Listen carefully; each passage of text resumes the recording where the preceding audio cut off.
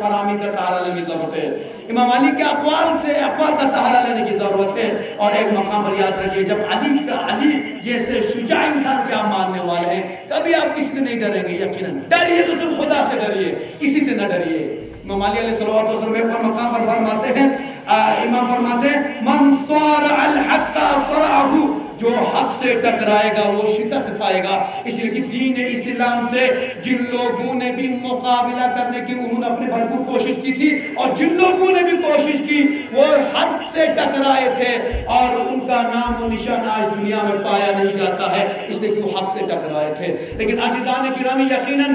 آج کے اس جمعہ جو آخری سیکنڈ لاسٹ جمعے میں آج پوری دنیا میں جمعۃ الوداع مانا جا رہا ہے، آخری جمعہ مانا جاتا ہے، جسے ہم شیعیان حیدر کرار یقیناً ہم امام خمینی رضوان اللہ تعالی بعد از انقلاب اسلامی ایرانی ہم اسے یوم القدس کے نام سے جانتے ہیں، مظلوموں کی حمایت کا دن آج پوری دنیا میں منایا جا رہا ہے۔ چونکہ چاند کا مسئلہ تھا، تھوڑا بہت آگے پیچھے ہونے کی وجہ سے آج سرزمین ایران کی بات کریں، سرزمین عراق کی بات کریں، تقریباً ہندوستان کے دیگر چند مقامات پر آج رمضان مبارک آخری جمعہ منایا جا رہا ہے، اور آخری جمعہ مخصوص مظلوموں کی حمایت کے لیے۔ اے مسلمانوں، کب تک سوتے رہو گے؟ کب تک خواب غفلت میں رہو گے؟ اگر آج مظلوموں کے لیے آواز نہیں اٹھاؤ گے تو کب اٹھاؤ گے؟ میرے مولا نے فرمایا ہے کہ جو حق سے ٹکرائے گا، جو حق سے ٹکرائے گا وہ شکست کھائے گا۔ آج مسلمان سب کچھ برداشت کر سکتا ہے، لیکن بعض چیزوں پر مسلمانوں کی مینٹلٹی سمجھ میں نہیں آتی ہے۔ جب ہم مسلمانوں کی اتحاد کی بات کرتے ہیں، ہم مسلمانوں سے یہ کہتے ہیں اے مسلمان، ہمارے درمیان کوئی اختلافاتی چیزیں ہے ہی نہیں، قرآن ہمارا ایک ہے، کعبہ ہمارا ایک ہے، اللہ ہمارا ایک ہے، نبی ہمارا ایک ہے، قرآن ہماری ایک ہے، سب کچھ ہمارا ایک ہے، تو ہمارے درمیان اختلاف کیوں پایا جاتا ہے؟ لیکن مسلمان ایک چیز اس میں ضرور بھول جاتے ہیں، اے مسلمان، اللہ ہمارا ایک ہے، پیغمبر ہمارا ایک ہے، قرآن ہمارا ایک ہے، اسلام ہمارا ایک ہے، دین ہمارا ایک ہے، سب کچھ ہمارا ایک ہے۔ خانہ اول جو فلسطین میں آج ہے وہ بھی تو ہم مسلمانوں کا ایک ہی ہے، سب کا ایک ہی ہے۔ کیوں بھول جاتے ہیں مسلمان؟ خانہ کعبہ ہمیں یاد ہے۔ آج سعودی عرب میں جو سعودی میں کہا جاتا ہے خانہ مکہ میں جو خدا کا گھر ہے وہ سب مسلمانوں کو یاد ہے، فخر سے کہتے ہیں کہ خدا کا گھر ہے۔ اے مسلمان، کہاں خواب غفلت میں رہتے ہو؟ پیغمبر سے پہلے جو مسلمانوں کا کعبہ تھا، پیغمبر کے زمانے میں جو کعبہ تھا وہ یہ کعبہ نہیں تھا، وہ فلسطین میں جو موجود ہے جسے ہم بیت المقدس کے نام سے جانتے ہیں، بیت المقدس بھی کہا جاتا ہے، بیت المقدس بھی کہا جاتا ہے، وہ مسلمانوں کا قبلہ اول ہے۔ کیوں آج مسلمان سو رہے ہیں؟ اس فلسطین پر مظلوم ہو رہا ہے، اور خانہ خدا کے اوپر حملے ہو رہے ہیں، اور اس خانہ خدا بیت المقدس میں مسلمانوں کو نماز پڑھنے نہیں دیا جا رہا ہے، پھر بھی لوگ خاموش میں کیوں نہیں آواز اٹھاتے؟ یقیناً آج الحمدللہ بعد از انقلاب اسلامی ایران جب امام خمینی رضوان اللہ نے فرمایا کہ مسلمانوں یاد رکھنا فلسطین کو فراموش نہیں کرنا ہے اور بیت المقدس کو فراموش نہیں کرنا ہے، اس لیے کہ یہ مسلمانوں کی پراپرٹی ہے، مسلمانوں کا کعبہ ہے، جس طرح ہم نماز پڑھتے تھے وہ خدا کا گھر ہے، لہذا اس گھر کو آباد کرنا ہر کسی کا فرض بنتا ہے۔ اسی لیے امام خمینی نے فرمایا کہا یوم القدس یعنی یہ کسی ایرانی دن نہیں ہے، کہا یوم القدس یعنی اسلام کا دن ہے۔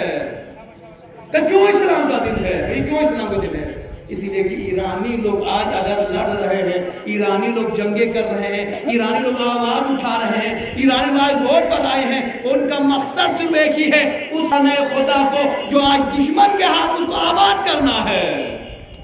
لہٰذا یوم الاسلام کہا مسلمانوں کے جذبات جڑے ہوئے ہیں ہمارے بیت المقدس سے، لہٰذا میں ہمارے دراز علاقے کے تمام مسجدوں کے ممبران اور کمیٹی والوں سے اور تمام ہمارے دراز علاقے کے امام جمعوں سے بھی میں التماس کرنا چاہوں گا، دیکھو یقین جس طرح پوری دنیا میں یہ لوگ آج آواز اٹھاتے ہیں آخری جمعے کو، ہمیں بھی اس میں آواز اٹھانے کی ضرورت ہے۔ کیوں ہم پیچھے رہ رہے ہیں؟ آج ہم مسلمان آواز نہیں اٹھائیں گے، یاد رکھیے گا آواز نہ اٹھانا اس بات کی دلیل ہے ہم چپکے چپکے چوری چوری ہم اسرائیل کا ساتھ دے رہے ہیں۔ امریکہ کی ایک چال تھی کہ کوئی بیت المقدس کے سلسلے میں آواز نہ اٹھائے، کوئی اس کو سامنے نہ لائے، اس لیے کہ جب بھی بیت المقدس کی آواز آئے گی، بات آئے گی تو یقیناً مسلمانوں کے جذبات بھڑکیں گے اور سامنے آئیں گے اور لوگ اسرائیل اور امریکہ پر لعنت کریں گے۔ لہٰذا جیسے جیسے لوگ لعنت کریں گے امریکہ اور اسرائیل سے لوگ نفرت کرتے ہوئے جائیں گے، اسی لیے کہا تھا کہ نام نہیں آنا چاہیے۔ اسی لیے عزیزان کرام یاد رکھیے گا، جب بھی آئے گا نام اسرائیل اور امریکہ کی ایک چال تھی جو رہبر معظم فرماتے ہیں، انشاءاللہ اگلے نیکسٹ یوم القدس کا جو ہمارا خطبہ ہوگا اس میں وہ تفصیلی رہبر معظم نے جو خطبہ ارشاد فرمایا چند نکات بیان فرمائے ہیں وہ آپ کی خدمت میں بیان کرنا چاہیے آخری جمعے میں انشاءاللہ القدس کے جمعے میں۔ لہذا رہبر معظم نے فرماتے ہیں، ان نکات میں سے ایک نقطہ رہبر فرماتے ہیں کہ ہمارے لیے یہ امریکہ کی چال کو سمجھنے کی ضرورت ہے۔ وہ چال یہ ہے، امریکہ چاہتا ہے کہ مسلمانوں کی زبان بند رہے، خاموش رہے، اس لیے کہ جتنا مسلمان خاموش رہے گا اتنا اسرائیل مضبوط ہوتا جائے گا۔ اے مسلمان، آج اگر اسرائیل بسا ہوا ہے، اسرائیل آج مسلمانوں کی کنٹرول سے آنکھوں پہ آنکھیں ملا کے بات کرتا ہے، اس میں اتنی جرأت آ گئی، اتنی ہمت آ گئی، تو ہمت اگر آئی ہے تو ہم مسلمانوں کے خاموش رہنے کی وجہ سے ہے، اس لیے کہ وہ غاصب ہے، حق غصب کیا ہوا ہے۔ فلسطین کی زمین ان کی زمین نہیں ہے، فلسطین کی زمین مسلمانوں کی زمین ہے، اور وہاں لا کر یہودیوں کو امریکہ نے بسایا ہے۔ اور آج جو چاہتا ہے کہ مسلمان خاموش رہے، ان فلسطینیوں کے لیے آواز اٹھانا، ان مظلوموں کے لیے آواز اٹھانا ہم سب کا اخلاقی فریضہ ہے۔ اس لیے کہ ہم امام علی علیہ السلام کے ماننے والے ہیں۔ امام علی علیہ السلام کا وہ جملہ جس میں مولا علیہ السلام تمام اپنے چاہنے والوں سے خطاب کرتے فرماتے ہیں، ہمیشہ یاد رکھنا فقراء اور مساکین کے ساتھ ساتھ مظلوموں کی حمایت کرنے والوں میں سے بننا اور ظالموں کا راستہ روکنے والوں میں سے بن جانا۔ امام علیہ السلام مولا فرماتے ہیں ہمیشہ امام فرماتے ہیں ہمیشہ مظلوموں کی حمایت کرنے والے بن جاؤ اور مظلوموں اور ظالموں کا راستہ روکنے والے بن جاؤ۔ لہذا آج دنیا میں الحمدللہ شیعیان حیدر کرار جہاں بھی بستے ہیں، دنیا کے جس ممالک اور جس کنٹری بستے ہیں، ہم آج بھی مظلوم فلسطینیوں کے لیے آواز اٹھاتے ہیں، بیت المقدس کے لیے آواز اٹھاتے ہیں، اور امریکہ اور اسرائیل جیسے کنٹری کو ان بدبختوں کو اور ان ظالموں کے سامنے اگر کھڑے ہو جاتے ہیں تو وہ تم اس سے آگے آنے کی ضرورت نہیں کر سکتے ہو اور وہ تمہارے پر کر دیے جائیں گے۔ ہم تمام مسلمانوں کے لیے ضروری ہے، آج وقت کی ضرورت ہے، آج مسلمانوں کو آواز اٹھانے کی ضرورت ہے۔ اس لیے کہ جب آپ آواز نہیں اٹھائیں گے، کوئی نان مسلم اگر آپ کے بیت المقدس قبل آواز اٹھائے گا، لہٰذا مسلمانوں کو ایک ہو کر متحد ہو کر اتحاد کے ساتھ آواز اٹھانے کی ضرورت ہے۔ صلوات پڑھیں محمد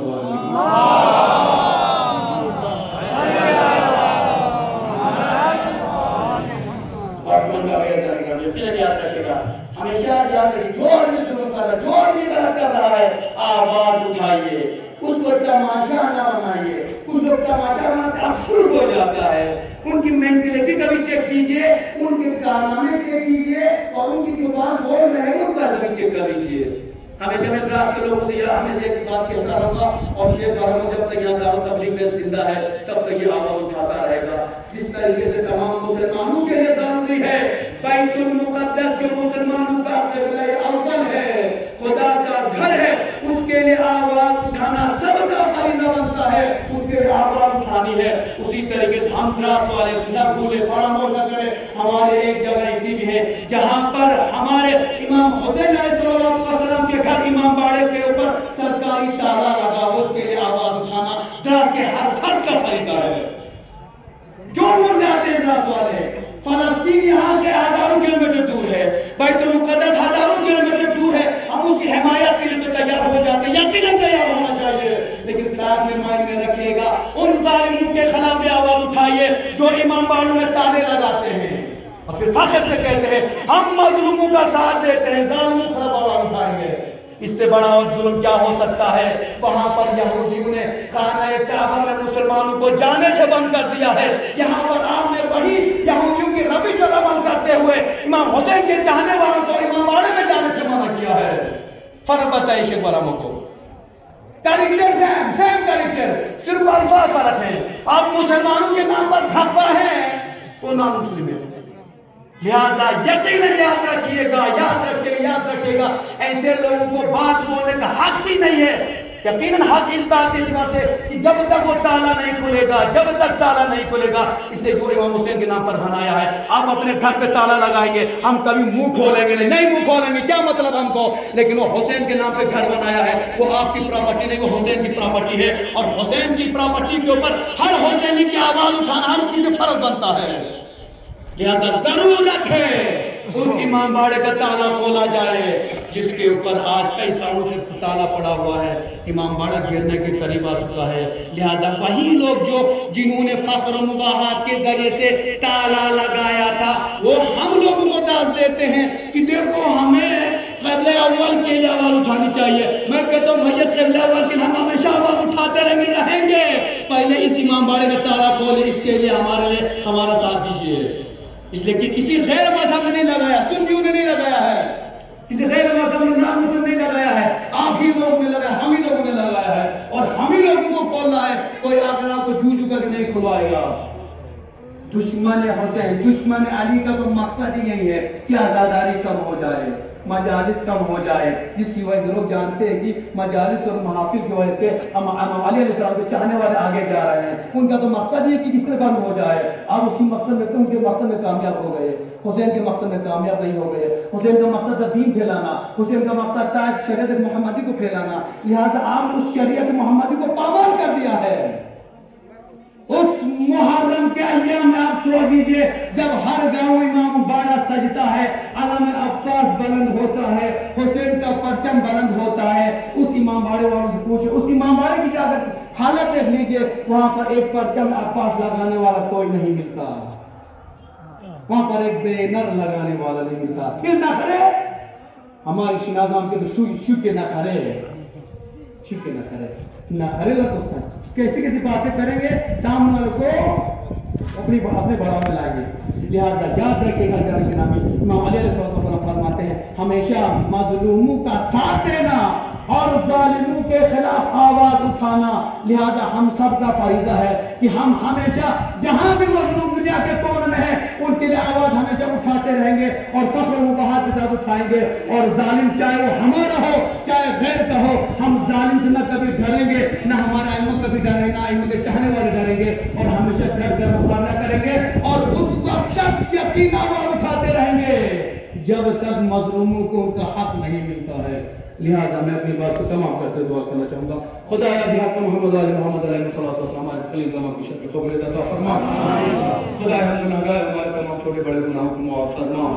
خدا حاضر جو بھی حاجات کی طرف پر سب حاجات کو روا فرما، جو پریشانی مشکلات ہے تو مشکلات اور پریشانی تھوڑا فائدہ فرما، خدایا امام زمان علیہ السلام کی ظہور میں تعجیل عطا فرما، ہم سب کو امام کے آقان اور انصار میں شمار فرما، ربنا تقبل